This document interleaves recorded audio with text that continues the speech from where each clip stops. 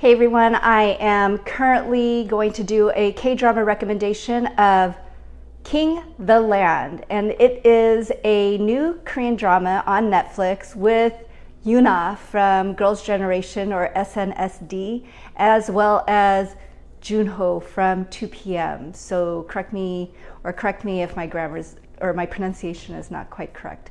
I'm really happy with this K-drama. It's completely in line with all the Korean dramas that I love. It is fun, it's cute, the leads are really likable, which is, Yoona, and she always seems to play the very sweet, innocent, very cutesy Korean girl.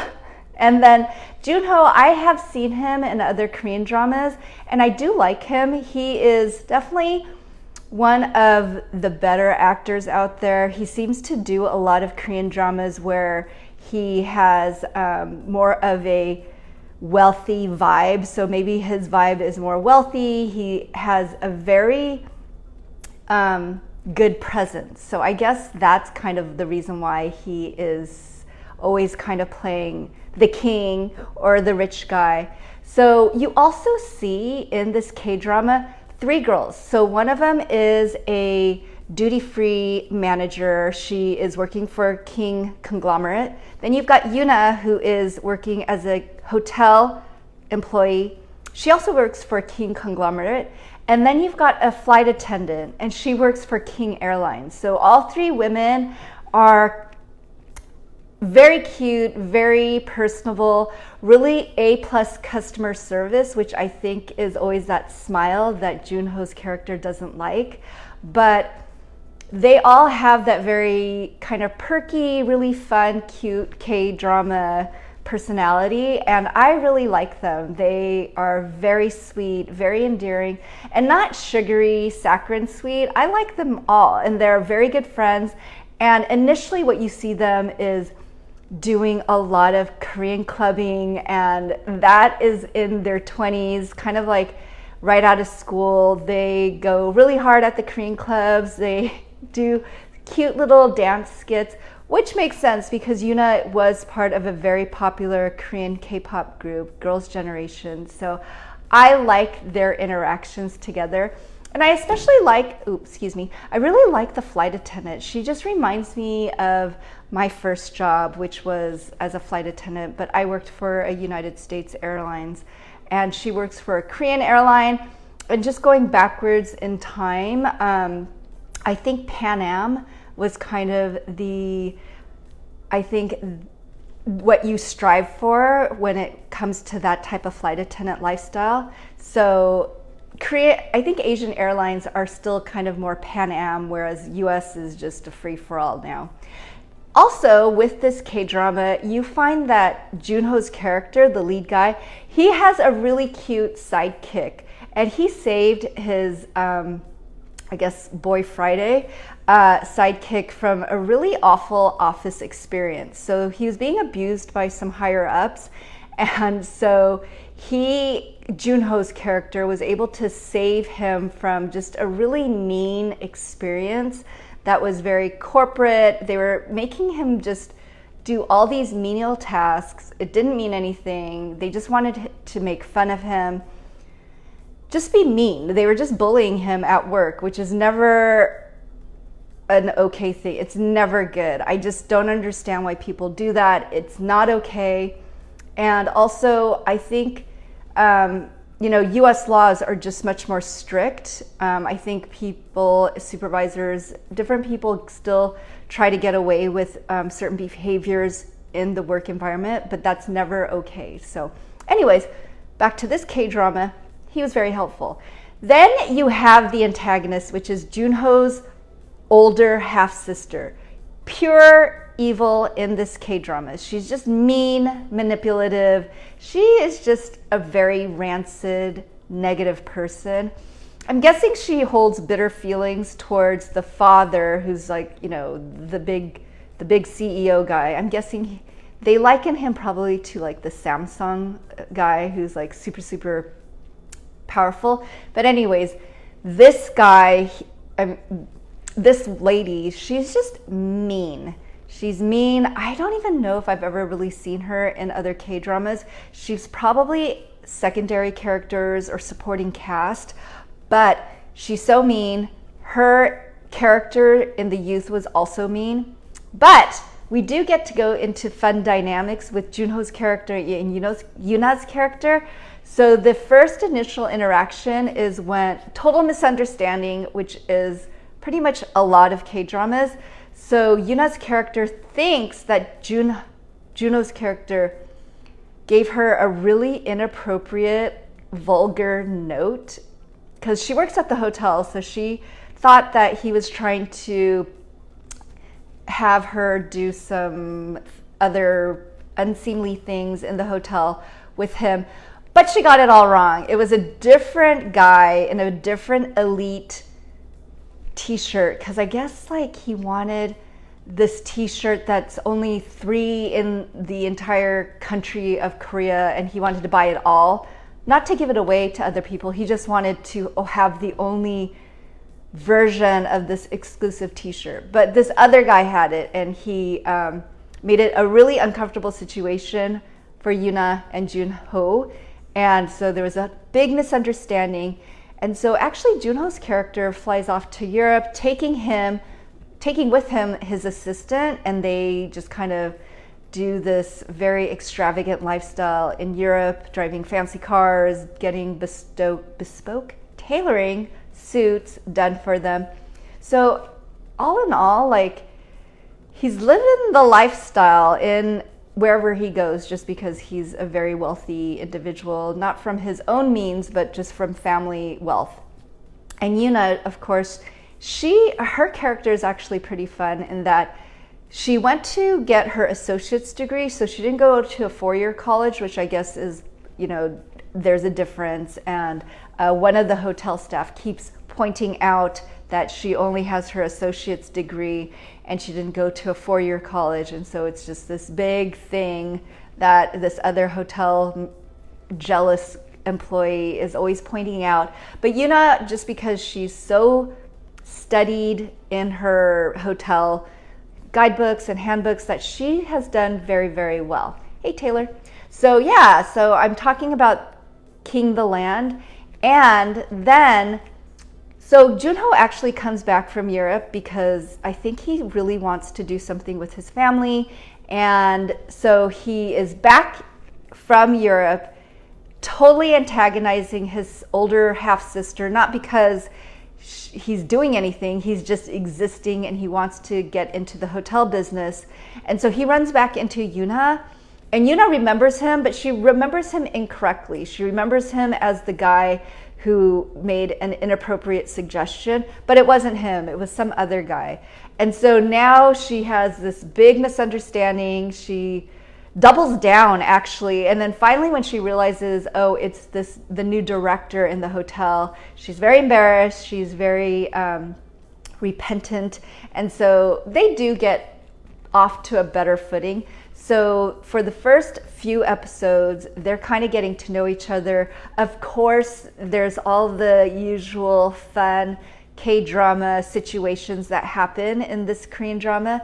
And I especially like it because I think for me, Yoonha and Junho, they have very good dynamics together. And I heard, it was rumored that they were seeing each other, but I think both of their agencies denied it. Yoona is with SM Entertainment and Junho is with JYP. And so I believe he's still with JYP, he's with 2PM. So one of the bigger guys that came out of 2PM is Taecyeon. And Taek recently did well, not recent, but he's been doing a lot of dramas, and he just has a really good presence too. So I'm actually really glad that they've transitioned into other parts of the Korean entertainment world because, I think singing and entertaining, that's amazing, but it's nice to see when they have acting skills, how they do. And I think Junho and Taek definitely have acting skills, so it's really fun to see them in different K-dramas. So very excited for that. And I don't know if anyone else is watching King the Land, but The secondary characters are super fun.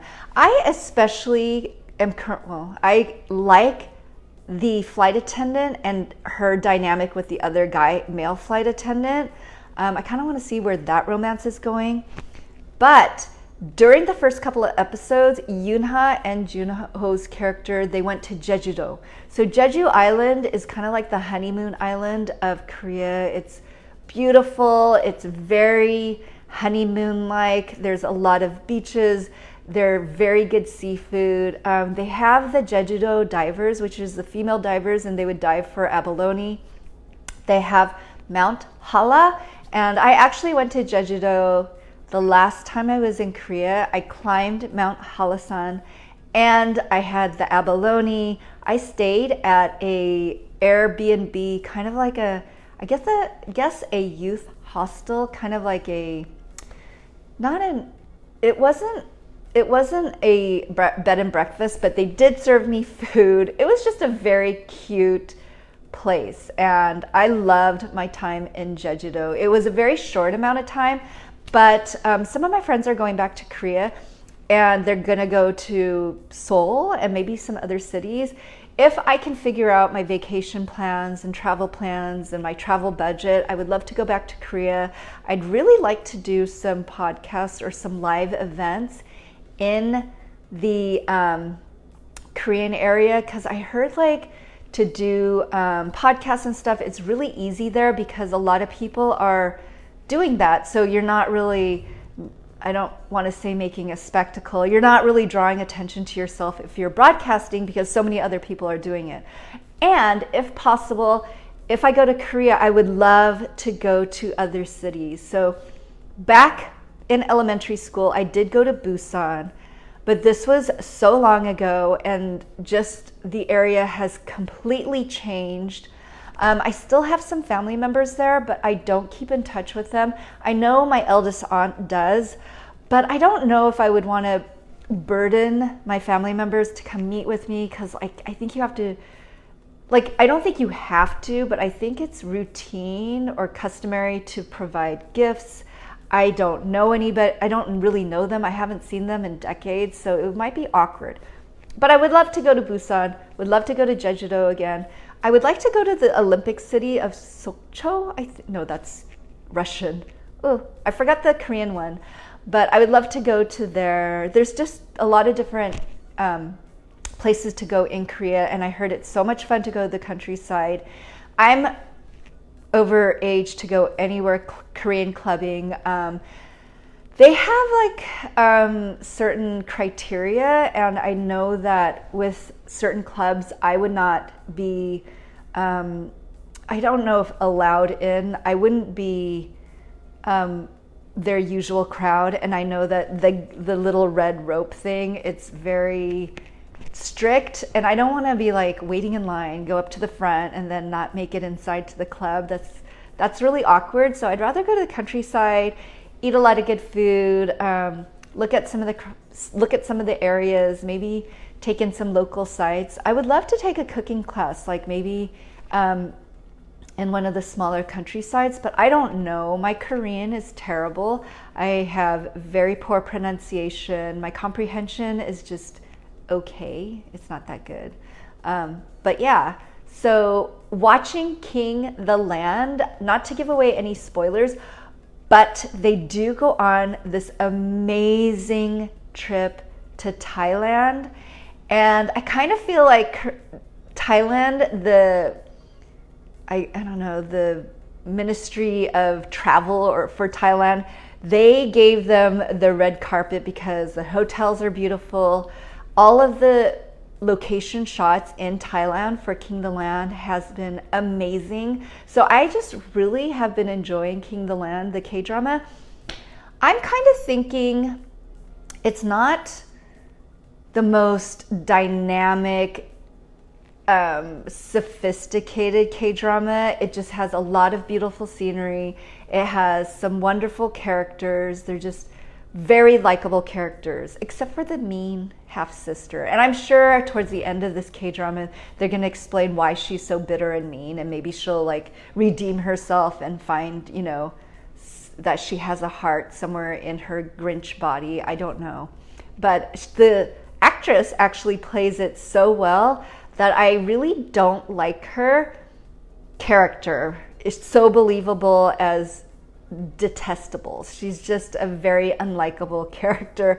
So the actress must be doing a great job, because I think when I really feel for a character, like I really like them or I dislike them, where there's an actually emotional response, it means that the person is doing very well in the acting, because otherwise I wouldn't think that I would care one way or the other. It'd just be like, oh, it's kind of like whatever's, you know?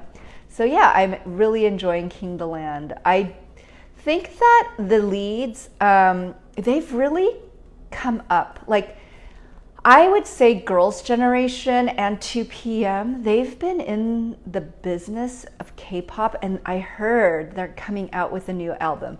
Girls' Generation is coming out with a new album or a new song soon. So that must be at least 10 to maybe even 15 years. Okay, 15 years is pushing it, maybe 12 years, but definitely 10 years where they have debuted and they've been in the, you know, K-pop, Korean drama world. And I feel like there's been so many that have really branched out from SNSD or Girls' Generation. Like Yuna, she's done a ton of Korean dramas, and I feel like she's done very well in all of them, even though her character is kind of the same. There's also another girl, and I can't remember her name very well, but she does more dramatic, more like soulful kind of K-dramas. She was in it with the lead guy from Mr. Queen, and there was this huge secondary drama in reality with that particular drama. I think it was like something Time. Anyways, so the Mr. Queen, the lead guy who was also in that drama with the Girls' Generation, he had a girlfriend, Son Ye-jin. Is it Son Ye-jin? I can't remember. No, it's not Son Ye-jin. It's the girl who was recently in the K-drama It's Okay Not to Be Okay. So anyways, she forbade him to touch the girl in the K-drama, even though they were in the Korean drama together. It was like this big rumor that happened, and so made it kind of awkward. But so anyways, there's been a lot of stuff happening with the Girls' Generation. I think SM Entertainment did very well. So let me know if you liked it. Please like and subscribe. Thanks. Bye.